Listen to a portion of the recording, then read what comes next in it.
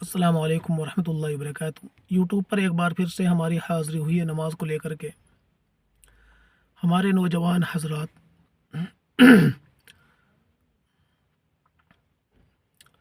हमारे नौजवान हजरात अक्सर तौर पर यह गलती कर बैठते हैं। मिसाल के तौर पर जमात खड़ी हो गई, हमने वज़ू मुकम्मल किया, देखा कि हमने कि इमाम साहब रुकू में चले गए। हम जल्दबाजी में हम भी रकात को पाने की कोशिश करते हैं, रुकू में शामिल होने की कोशिश करते हैं।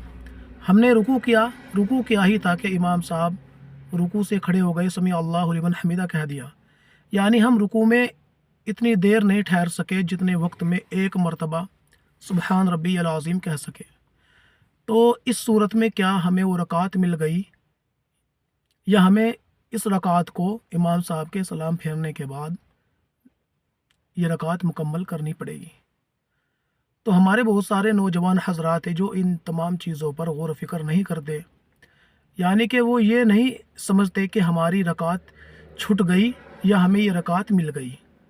मसला नमाज का है, मसला कबूलियत का है, मसला हमारी नमाज पढ़ने का है। तो क्या हमारी वो नमाज मुकम्मल हो गई? अब सवाल यही है कि हमारी नमाज मुकम्मल हुई या नहीं हुई। अगर हमने सही तरीके से रुकू नहीं किया, इमाम साहब के साथ शामिल नहीं हो सके रुकू में, तो हमारी नमाज कैसे मुकम्मल हो गई? हमें उस रकात को मुकम्मल करना पड़ेगा इमाम साहब के सलाम फेरने के बाद। अगर हमने रुकू में इतने देर नहीं ठहर सके जितने वक्त में एक मरतबा सुबहान रब्बी अल अज़ीम कह सके, तो हमारी वो रकात कैसे मुकम्मल हो गई? तो इन तमाम चीज़ों पर गौर व फिक्र करने की ज़रूरत है। हमारे बहुत सारे नौजवान हजरात गफलत की ज़िंदगी जी रहे हैं।